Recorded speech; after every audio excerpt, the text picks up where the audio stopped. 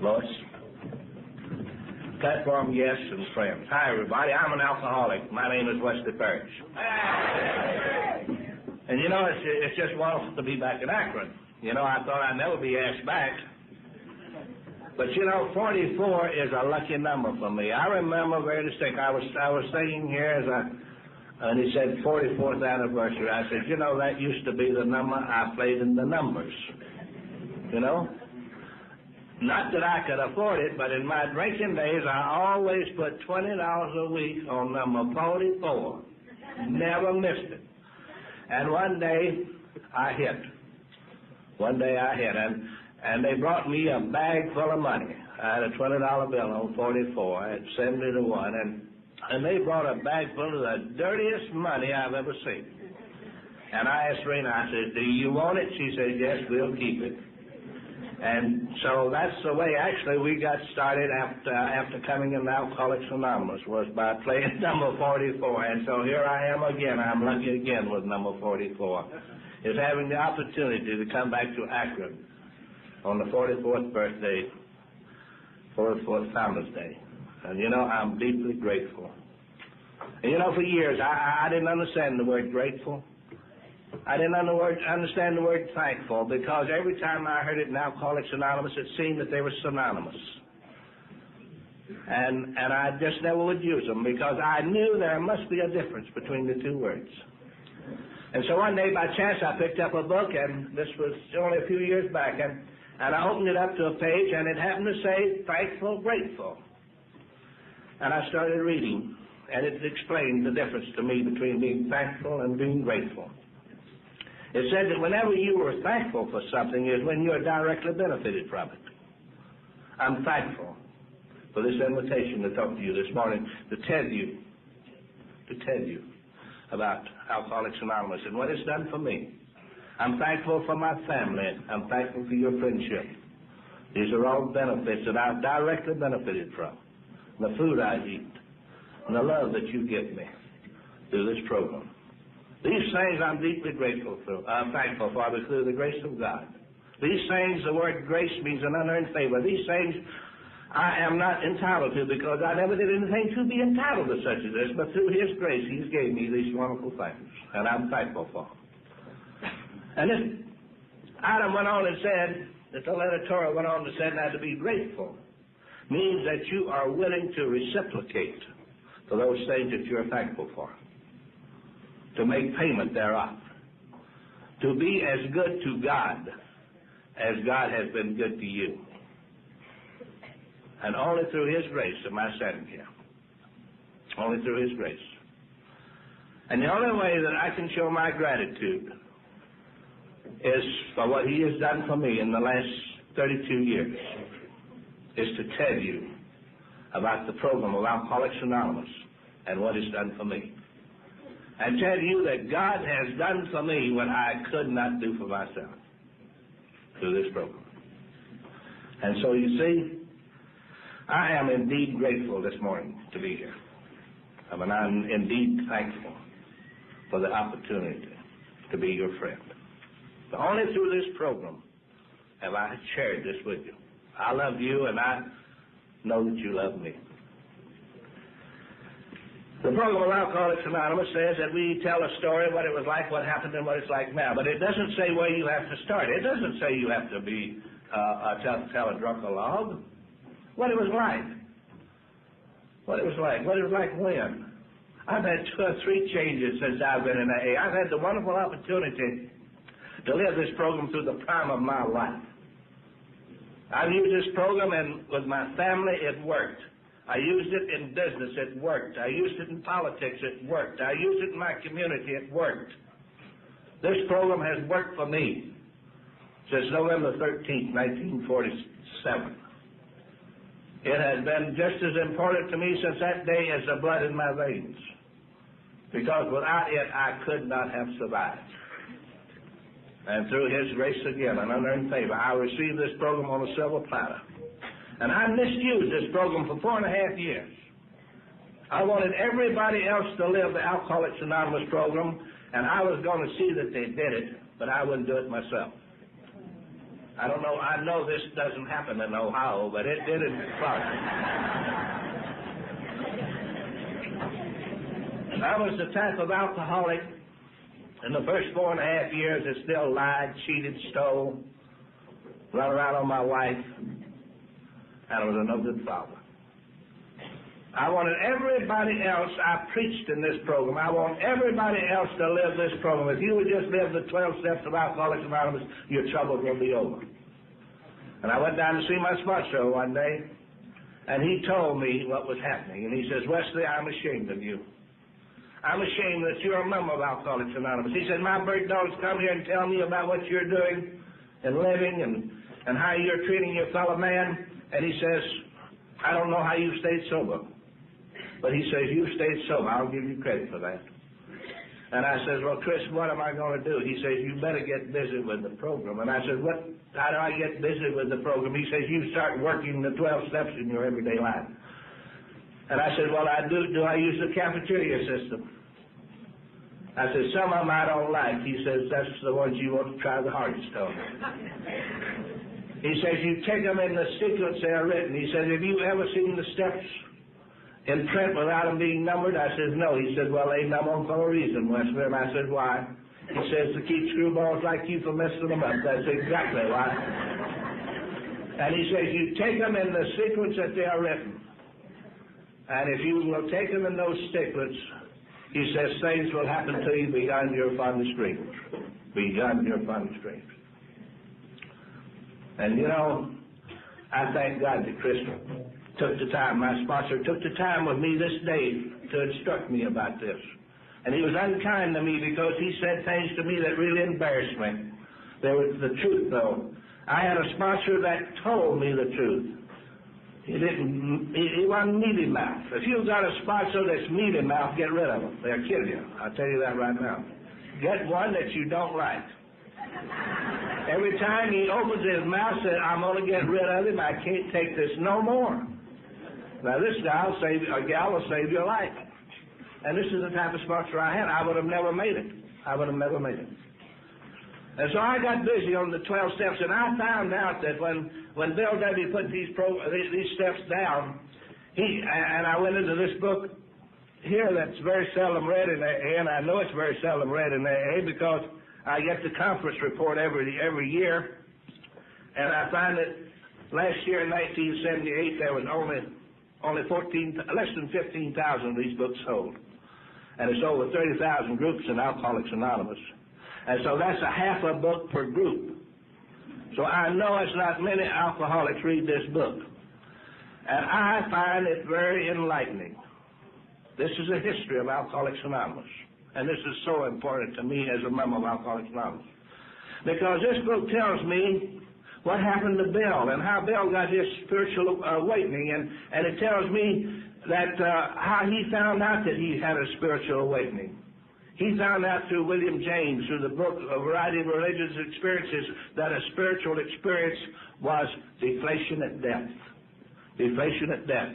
That if an alcoholic was going to stay sober, he had to have a rearrangement. He had to have a change of attitude. He had to get rid of selfishness and self-centeredness. He had to become selfless if he wanted to stay sober. And I find that Dr. Bob, too, was full of this, too, our other co-founder, because in a book that's not used too much in AA, because everybody thinks a little 24-hour book put out by Hazelton is AA, but it's not. This book here, as Bill sees it, is very important. And Bill said, on page 212, he said, Dr. Bob did not need me for his spiritual instruction. He had already had more than I. What he did need when we first met was the deflation of depth. The deflation of depth. That the understanding that only one drug can help another. You see, Dr. Bob also needed deflation of depth. As I understand the story, and if I read it correctly, and AA comes of age, Bill had a spiritual experience. In the most minute measurement of time, he was deflated. And he had no more trouble with Bill Wilson. He went out on the streets of New York and worked for 6 months without having any success whatsoever. But his spiritual experience kept him in a mental state of attitude where he took failure. And he went to see Dr. Silkworth, and Dr. Silkworth says, well, Bill, he says, your trouble is that you're preaching to these drunks, and you can't preach to them. He says, you've got to develop a program where you tell them how you think and how you feel.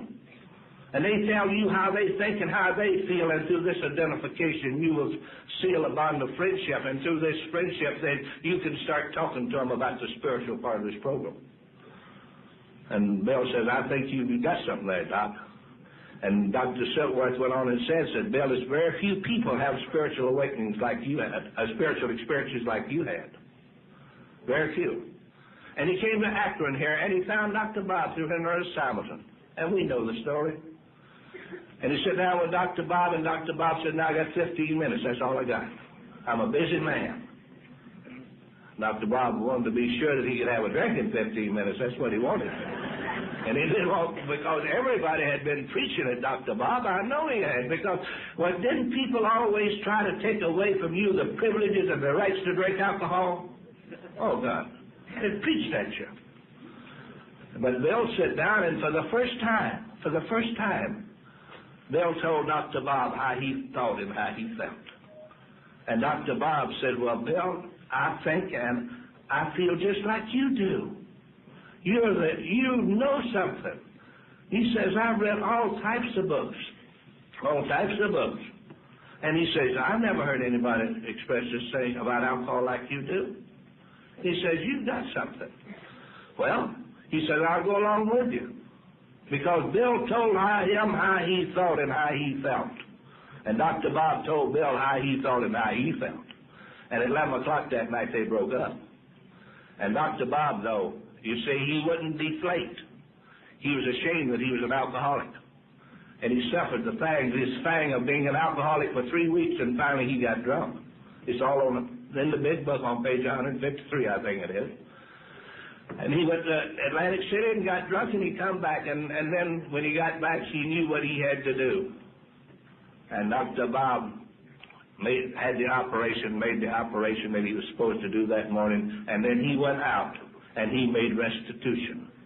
And he never had any trouble with alcohol since then. But he had a phenomenal craving in his stomach for alcohol. And he went for 2.5 years, as I understand the story, with this phenomenal craving for alcohol. And the only way he could get rid of it was by working with others. He was the greatest 12-stepper that's ever been known, him and Sister Ignatius. They've sponsored, I think, 5,000 alcoholics and Alcoholics Anonymous in the Cleveland, Akron area. And finally, after 2.5 years, Dr. Bob had a spiritual awakening. It was a slow process with Dr. Bob, this deflation at depth. And so, as Bill says, when he sit down and wrote the 12 steps this night, I think he had all this in mind, and he laid these steps out in such a way that if you and I will take them in the sequence that they're written, we will get rid of our greatest enemy. My greatest enemy is self, S-E-L-F. You see, my way is the wrong way. My way is the wrong way. Every time I take over, there's devastation. A lot of people don't like to hear this, but I believe this very strongly in my own heart, and it's so true in my particular case. It may not be in your case, but it is in my case. Is I feel that alcoholism is a self-inflicted disease. I inflicted myself with alcohol, and I became addicted and became an alcoholic because I drank alcohol. And I know what causes alcoholism. Alcohol. It's that simple. I have been drunk for 32 years, and you know why I haven't been drunk? I haven't taken a drink. That's the only reason. So alcohol must cause alcoholism. What? I know they're still searching.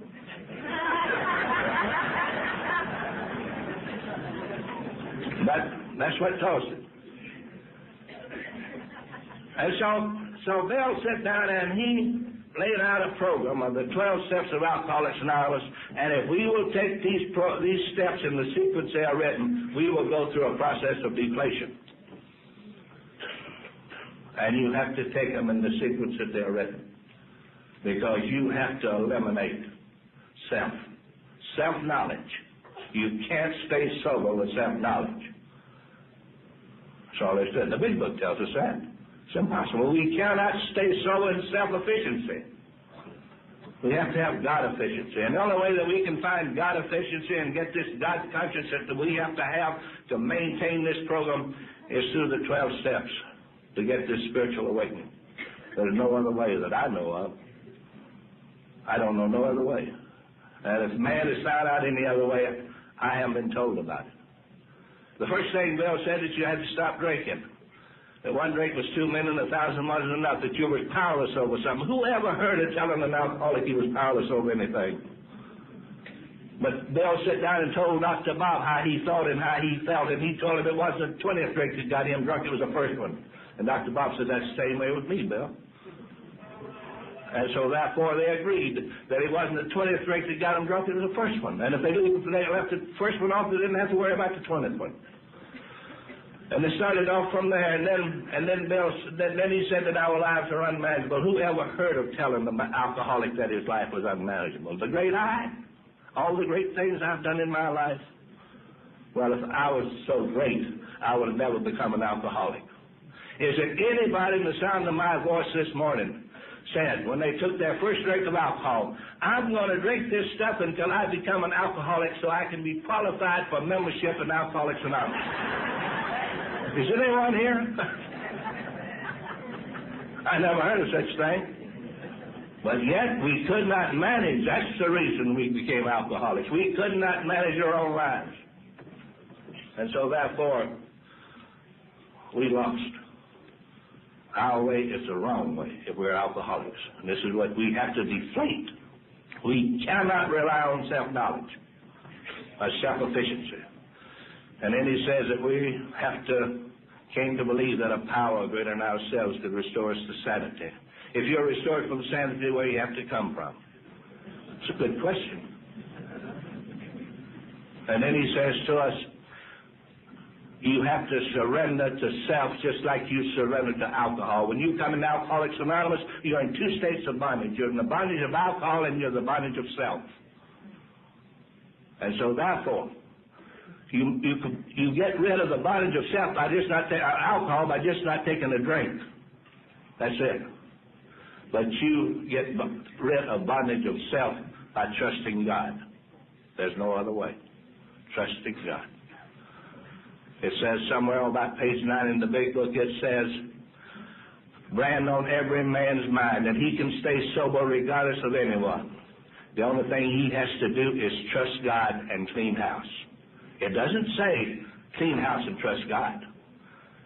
It says you can't even start cleaning house until you trust God. Because you have to eliminate your greatest enemy, and that is self. Because self is creating all the insecurity inside of you. It's all the inner fears that you have. Inhibitions. And so therefore you have to turn your life and your will over to the care of God, because my way is the wrong way. And I've got to do God's way if I want to stay sober. And then I become one of God's children. And when I become one of God's children, I have no fears. And I have courage for the first time in my life to look at myself exactly the way I was, not the way I pretended to be. All my life I pretended to be something that I wasn't. Something that I wasn't. But through courage, through my trust in God, through the first 3 steps that I found, I had courage to get out a legal piece of paper and start writing and putting down the exact natures of my wrongs. Making a list, making an inventory. And I didn't turn my head. I looked at myself as the way I was. And it wasn't but one man in my life ever heard put it in the words exactly what I found after I took the 4th step in Alcoholics Anonymous. And his name was Howard Benhoff of Cleveland, Ohio. How many of you knew Howard? A greater AA never was born. And Howard said he found out that he had gangrene of the soul. And that's what I had. But it's the greatest thing I ever found out about me, because I was willing to take the medicine for it. And 12 and 12 tells me that step number 5 can be taken only one way. You've got to be honest with yourself, you've got to be honest with God, and you've got to be honest with your fellow man. There's no other way, and if that's not deflation, I don't know what deflation is. And then it says, number 6, that we have to become willing to remove all our defects of character, our sins of commission, the things we know that we shouldn't do every day that we do. That we become willing to change these things, our attitudes toward this. We are willing to get rid of our old ideas. The big book says we try to hold on to our old ideas, and the result says nil until we let go absolutely. And so we have to let go. And this is deflation. And then it says that we humbly ask him to remove our shortcomings. We humble ourselves before God. You know, it used to be an old guy from Michigan called Cy Walker. Cy used to say, he said, I had a hard time getting down on my knees. But he said, one night I'd thrown my shoes underneath the bed and my boots underneath the bed, and the next morning I just got down there to get them out, and I said to myself, well, while I'm down here, I think I'll say a few words.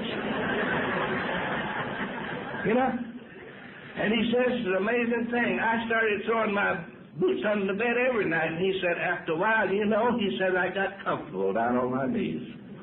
Humbly, asked God to remove all these shortcomings. The sense of omission, the things that we don't do every day that we should do. God, I got a jillion of them. And then it says to make amends. You see the process of this deflation? Make amends to people that you've harmed. But the ninth says that be careful. Now, don't make amends at the expense of others. For the first time, here brings in other personalities. And you start giving, you're not in the bull in the china closet anymore. You start reasoning things out, and you don't hurt people anymore. And then number 10 says that although you've come this far, you're still a human being, and you're going to make human error. So when you lay your head on the pillow at night, you take an inventory. And when you take this inventory, if you've done anything through that day that's not right, you promptly admit it. You clean the slate every day. Don't let these little things pile up on you. And then it says through prayer and meditation, through talking and listening to God, through talking and listening, you get a better understanding of God, and ask God for his will, not your will. God's will, not my will. My will is wrong. And I said to God, God, he said to me, build a better world. And I said, how? You asked me to do these things. How can I build a better world? I'm so small and useless am. And God in all his wisdom says, well, all you've got to do is just build a better you. That's all. That's all God expects of each and every one of us. For each and every one of us, just to build a better you. The greatest 12-step work anybody can do in Akron, Ohio, or Pompano Beach, Florida, or Troy, Michigan, or wherever it might be, is just walk the streets of our hometown sober with this a smile of AA on our lips. This is God working in our hearts and showing love for our fellow man. And when we do this, then having had a spiritual awakening as the results of these steps, as the results of what we've gone through, we've had a spiritual awakening, and now we've got a God conscience, and self-knowledge is out the window. No more self-efficiency. We depend upon God. And we find that God will do for us what we cannot do for ourselves. And then we have something to carry. Then we try to carry this message to other alcoholics. This is still a program of attraction, not promotion. The Lent tradition of AA says we don't brag on what we've got. We let our friends recommend us. We don't go out here and tell our friends what they're going to do with alcoholics. That's promotion. But we attract. We cooperate, but we do not affiliate. And this is deflation.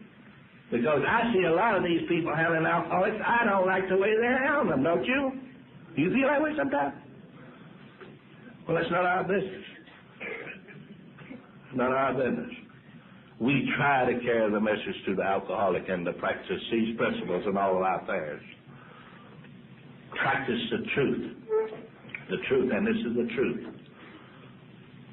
That we are laymen. And we have a program that we can offer an alcoholic that if he will follow our path of the 12 steps, he will receive what we have. Now I'm in AA 8 years. I'm in 8 years. I'm getting the epitome of this program. The apex. You know, I'm in tune with the world, and the world's in tune with me. I became part of the universe. Have you ever felt that way? Part of the universe. But you know, I've got a life ahead of me to live one day at a time. And it's an old cliche in AA says, you got to grow or you got to go. Did you ever hear that? And so therefore you have worked the 12 steps of Alcoholics Anonymous. Did you know that the 12 steps of Alcoholics Anonymous is only 1/3 of the program? You know, Bill knew better than this. Bob knew better than this. Because, you know, they went on and they knew that they had to grow farther. They had to grow farther than just the 12 steps. They had not only learned to live with themselves, they had to learn to live with others. And so what did they do? They knew if we stopped growing, self-importance would creep back in our lives and we will become egotistical just like we were the day we came into Alcoholics Anonymous. And we would inflate, not deflate. And so therefore they had to find some way to keep this deflation in progress in an alcoholic's mind. A way to grow. And this I'm so true of because on page 136 in AA Comes of Age, it says this, and I want to read it to you. It says, therefore, each of our 12 traditions is really an expression of the inflation that each of us has to take, of the sacrifice that we shall all have to make in order to live and work together.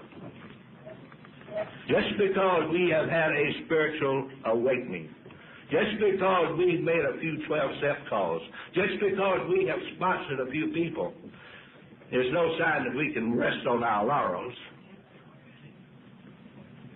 I know nobody here is guilty of that, but I want to call it to your attention only.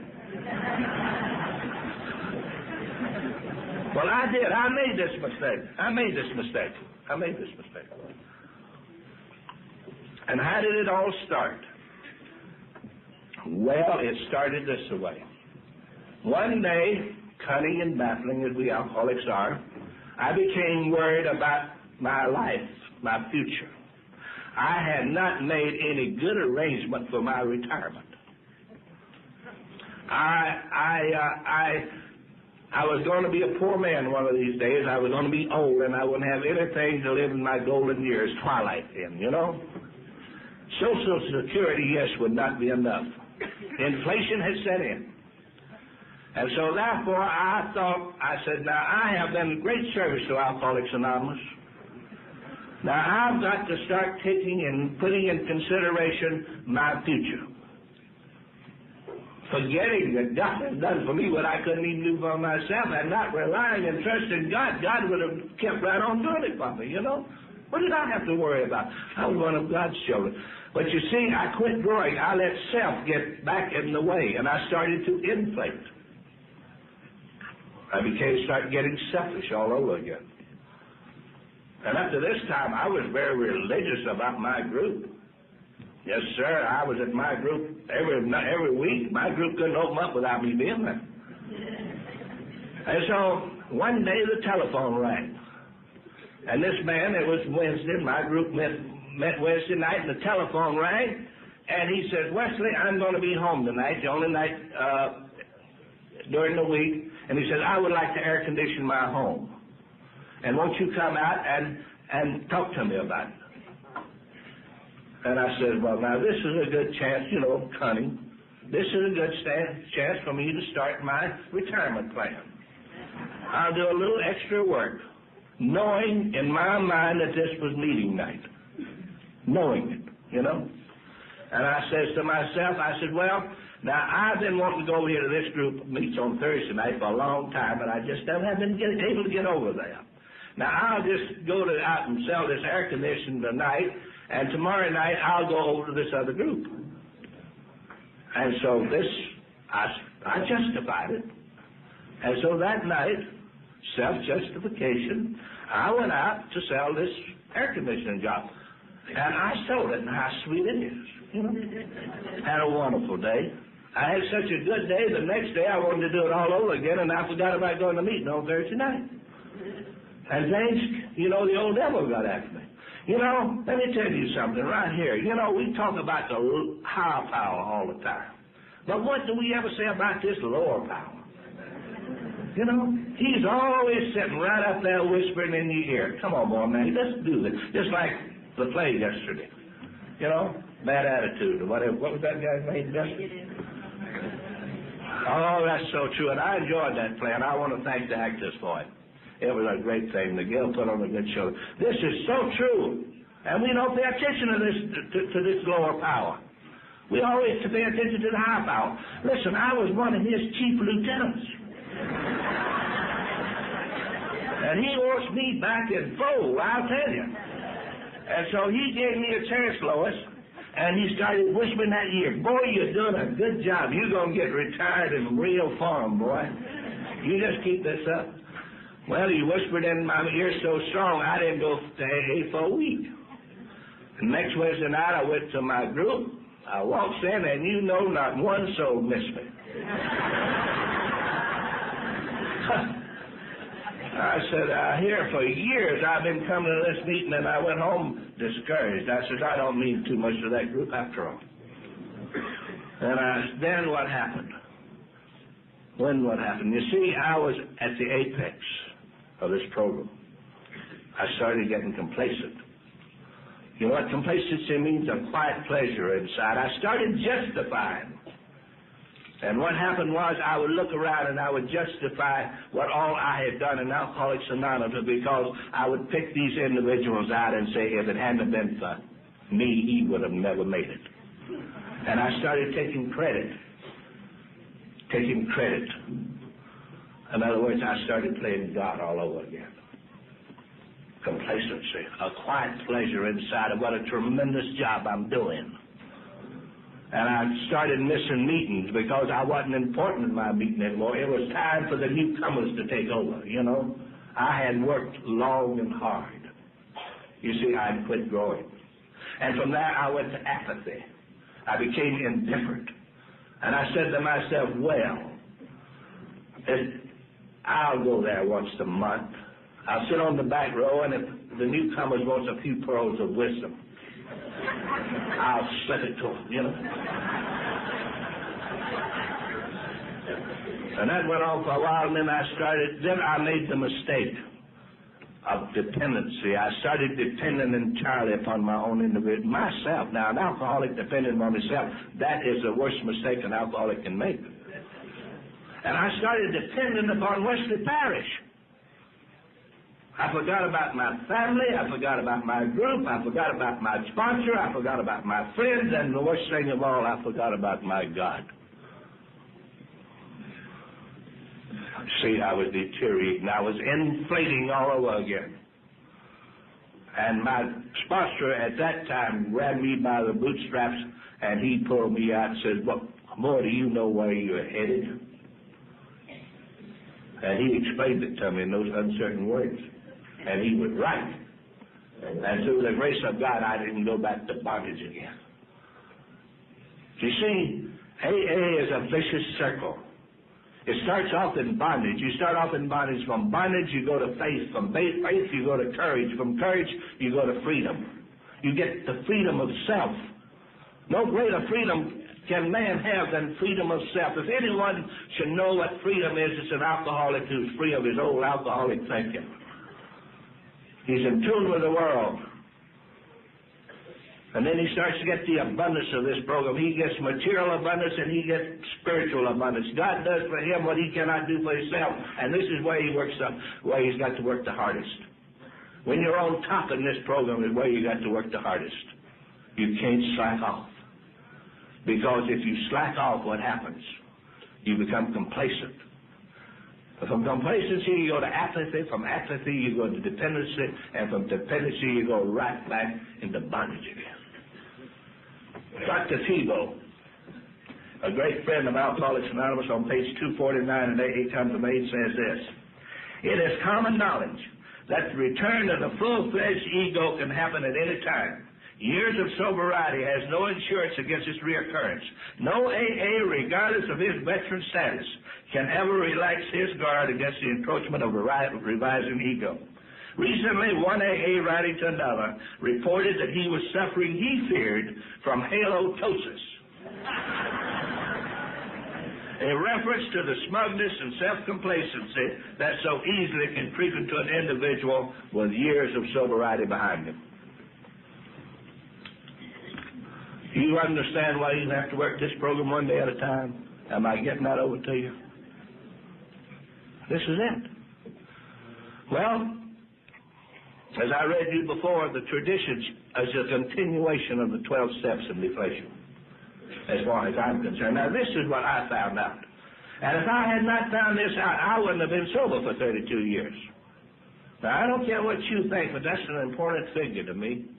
Because anybody that stays sober for 32 years, if he's a real alcoholic, he's had to do something right. That's all he's doing. That's all. Right here?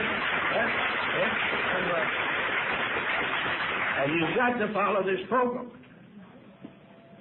Well, by chance, I found the 12 traditions. And I started using the 12 traditions in my everyday life at the eye level. Now, I'm not trying to change the program. But what I'm doing, I'm using this program to find a way that I can live and be happy without alcohol. And this is what I think the program's all about, is learning to be happy. And if you're one of God's children, you've got to be happy, because that's his formula. He gives us happiness within ourselves. And so therefore I went to using the 12 traditions at the eye level. And I'm going through a few of them here and show you what I mean, so that you might take this home and you might try it. You might one of these days find a use for them. And if it does, I hope that you'll remember me and use them, because these things have happened to me beyond my fondest dreams since I started applying. The first tradition says, my common way, I'm going to read them at the eye level, not trying to change them, but I'm going to put them to Wesley Parish. I said, my common welfare comes first. My common welfare is to stay sober. I am an alcoholic. I have an incurable disease called alcoholism. I can arrest it, but I can never cure it. And so therefore, it's got to be the biggest business every day of my life. I need the program more today than I needed 32 years ago, because 32 years ago I had nothing to lose. Today I've got everything to lose. And so therefore it has got to be that way. It's got to be that way. I never want to forget that. That's my common welfare, staying sober, because without me being sober, I am nothing. My personal recovery depends upon AA unity. My personal recovery depends upon me living in unity with you. Not you living in unity with me. That has nothing to do with it. I've got to live in unity with you whether you live in unity with me or not. I've got to love you whether you love me or not.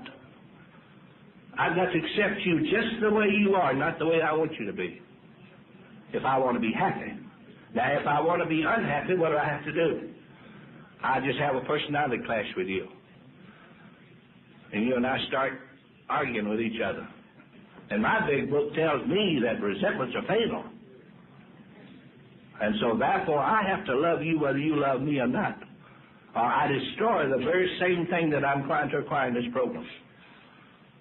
So I have to live in unity with my fellow man. The greatest teacher once said, what is it to love those who love you? That's nothing. But to love those who hate you is something.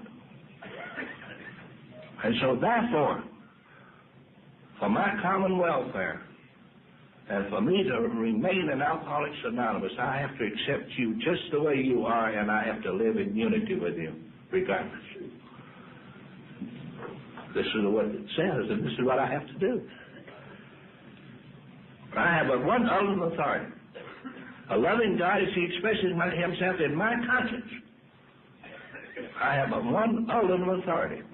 And this ultimate authority is the same God that I turned my life and my will over to in the third step, when I made a decision to turn my will and my life over to it.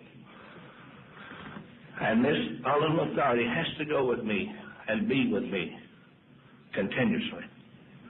It has to be just like a part of me as my own mind. It's a loving. You know, the reason I was attracted to Alcoholics Anonymous was through love, and I didn't know what love was. But it's a Greek word called agape, or agape. It means the divine love of God. It defines a certain type of love, as the Greeks have in their language. And it defines this love. It's called agape. It's a love that's spontaneous, it's unlimited, and it's unmotivated. Now, when you come to Alcoholics Anonymous, somebody approached you and made a 12-step call on you. Now, it seemed to me when this person started talking to me, it was spontaneously, there was something different about this guy, that he wanted to shower me with love. That he wanted me to be part of what he was part of. And nobody had treated me like that in a long time. And it seemed as he talked, it was unlimited, what he wanted to offer me. And I knew it was nothing about me that would motivate such a thing. Was anything about you that would motivate love the first time you was approaching Alcoholics Anonymous? There was nothing about me that motivated love. But this is what attracted me, the divine love of God. And this is the loving God that we're talking about here, that I have to show to you. I have to show to you every time you see me spontaneous, unlimited, and unmotivated love. The divine love of God. God loves me in spite of me. And it's just the minute measure of time he lets me know if I will just offer myself to it. And this is the way it is, and this is what I have. You have reached the end of side one. Please turn to side two for the continuation of this program. Thank you. Well, nothing about me that motivated love. But this is what attracted me, the divine love of God. And this is the loving God that we're talking about here, that I have to show to you. I have to show to you every time you see me spontaneous, unlimited, and unmotivated love. The divine love of God. God loves me in spite of me. And it's just the minute measure of time he lets me know if I will just offer myself to it. And this is the way it is, and this is what I have. And it says that I do not govern, I'm only a servant. I'm only a servant of Alcoholics Anonymous. I came to get, but I stay to give. And that's it. Through the grace of God. The only requirement for AA membership is a desire to stop drinking. That's it. It doesn't say anything about nothing else. I don't get all confused anymore about what AA is all about. AA is about a desire to stop drinking. It's about alcoholics. Anybody that's got a desire to stop drinking is a member of Alcoholics Anonymous, if they so want to be. Did anybody tell you that you was an alcoholic? Nobody told me I was an alcoholic. They said, that's your business. You diagnose your own case. Did anybody say, why don't you come join us? I joined Alcoholics Anonymous. I didn't ask nobody whether I could join it or not, did you? I just became a member. How many times have I did this? He'll never make it. He'll never make it. He's too educated. He's not educated enough. That's how about your holy. They took book on me. Who am I to say that somebody will not make this program. Who am I to say that somebody can't be a member? I don't take people's inventory like that anymore. And it gives me more time for my own. And so therefore I'm happier. I should always be autonomous except in matters affecting other groups or AA as a whole. I should always be autonomous. The word autonomous is self-governed. I should always be self-governed. I've got a doctor's degree in negative thinking. I know right from wrong. And the reason I'm a member of Alcoholics Anonymous is because I know what is right and what's wrong. And my program tells me that anything just about right is wrong. Can we say that over again? Anything just about right is wrong. And if I do something wrong, I've got to hear the hounds of heaven bark at 4 o'clock in the morning. I'm the guy that's got to pay the penalty, not you. And so I've got to stand on my own 2 feet and be an individual. That's all. I'm one of God's children, and I never apologize for that. And that's what the book Alcoholics Anonymous says. You never apologize for believing in God. Never. Every AA group ought to be fully self-supporting, declining outside contributions. Woo. You say, well, what's that got to do with being happy? That has everything to do with being happy. You show me a person that don't meet their responsibilities, and I'll show you a person that's not happy. That's all. It's just that simple. You have to meet your responsibility. You see, we are mature individuals in Alcoholics Anonymous. We are members of Alcoholics Anonymous, and it's my and your responsibility to support Alcoholics Anonymous. We decline all outside contributions. Now, I don't say to give till it hurts, but I do say give till it feels good. I do say that. You know, I wouldn't belong to a group. Now, I mean this. A lot of people say, well, you're too damn gun-ho. Well, I'm gun-ho enough to believe what I believe. That's all I'm gun-ho about. I wouldn't belong to a group that didn't support Intergroup, or I wouldn't belong to a group that didn't support GSO. That's my business.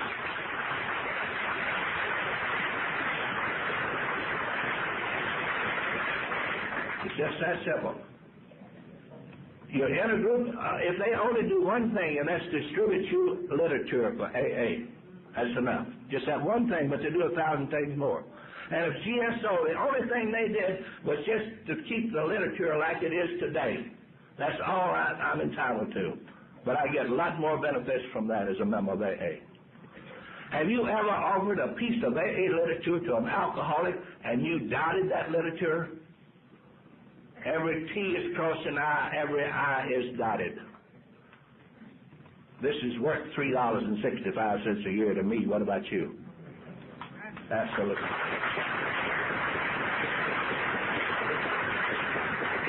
So I have to meet my responsibilities if I want to be happy. And so therefore, I don't want no strings attached to the program of Alcoholics Anonymous.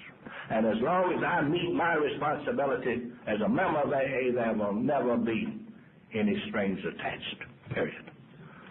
We've got something. We've got a program that the world wants, but they don't know how to get it because they are mixing money, power, and prestige. We are taking away money, power, and prestige, and that's what makes our program work. Deflation at depth. We don't brag on what we've got. We let our friends recommend us. We have a program of attraction, not promotion. Just the opposite the way that world works out there. And it works, does it not? It saved your and my life.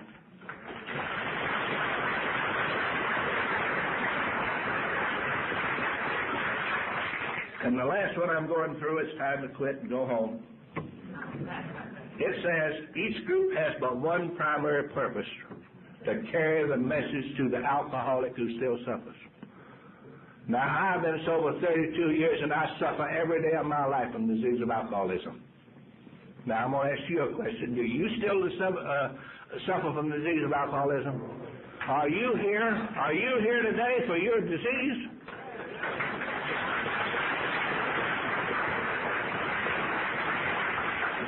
Has this weekend been medicine?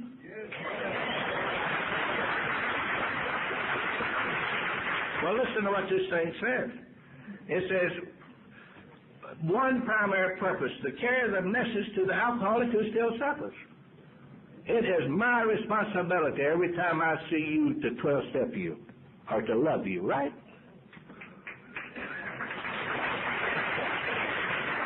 And it's your responsibility every time you see me is to 12-step me and love me. You see, everybody in AA needs love. This is what this thing is all about, love and service. This is what Dr. Bob says. But for us as individuals to appreciate this, I know what Dr. Bob was talking about. He had put the traditions in his life. He was living in unity with you. Are you living in unity with your fellow man? Are you trying? Are you knowing what you're doing? It's not an AA in the sound of my voice or sound in AA membership that don't live the 12 traditions in their everyday life. But how many of us know what we're doing, and how much better off we would be if we knew what we were doing, right? So make these traditions part of your life along with the 12 steps. Oh, and if you do, things will happen to you beyond your fondest dreams. And then you are ready to serve. Because when Bill, I'm quite sure he had this in mind, when he made up the third legacy and gave us the legacy of service, he wrote the third legacy, and he wrote it in such a way that when we picked our service for Alcoholics Anonymous, we picked the best we had. Up to that time, we were picking GSRs, and we would say to ourselves, well, now let's give it to old Joe Blow so it'll keep him sober. Who ever heard of such a thing? I don't want nobody representing my group that just because he's a GSR, he's staying sober. I want my GSR to be part of the group and a part of the AA program and live in this program where he will serve me the best. The kind of man I want to represent my group. And Bill gave us the third legacy to give us a way that we could select our servants in AA without politics. Now, I know politics is people. And if you want to get rid of politics, you got to get rid of people. But you can at least dilute it. Right? And the more politics you keep out of AA, the happier we are, you know. This is the truth.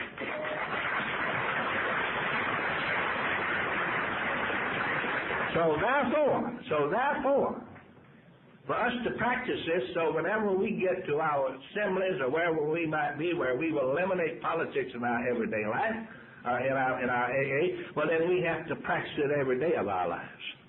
And as we get up and we meet people along the street or in our business or whatever we might go through the day, the people that we meet, let's show everyone the same love, the same kindness, and the same consideration. Let's show no partiality to no one. Let's love everyone. And this is the AA program. And this is what this program is all about. This is the program that I have found. And I hope I've explained it to you. Well, you understand how I feel.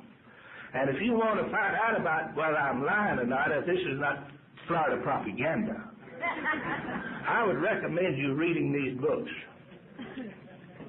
Big book, Alcoholics Anonymous, AA Comes of Age, 12 and 12,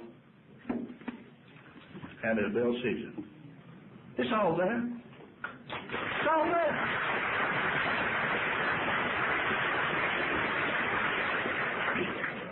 I don't need this other stuff. I read this other stuff just for fun. That's all, just for fun. For a little enlightenment, what the rest of the world is doing.